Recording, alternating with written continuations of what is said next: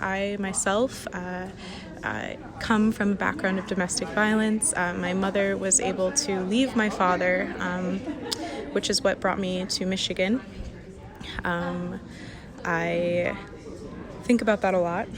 I spent a lot of time in my life not happy with who I was and not happy with the life that I had been given.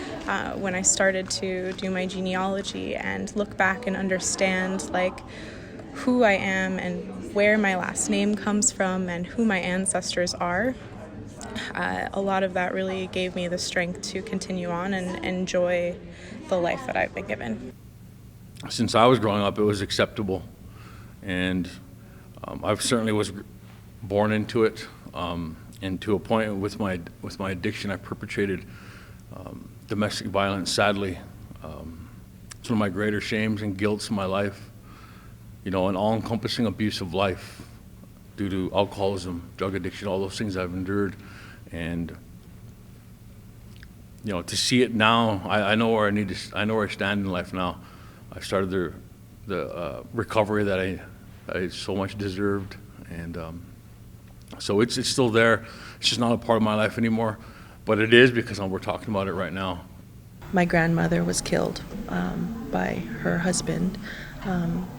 My mother, my grandmother, my sisters, we've all experienced domestic violence as well as myself. My first boyfriend was very abusive, and he almost killed me. I was not even barely 18. I did do police reports and nothing ever did happen with that, so I knew that that wasn't going to be my healing. My healing was going to be within myself. We have to stand up, we have to speak up, and we are role modeling that for our younger generation, and we also have to teach them how to be advocates and come back to a place of healing, a place of huejo, which means beauty and balance in Navajo, and it's time.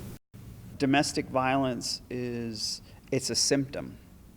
It's a symptom of a core issue from long time repeated trauma done to us, like stealing our land, stealing our children, disenfranchising our men, and then stereotyping us that we should be a certain way.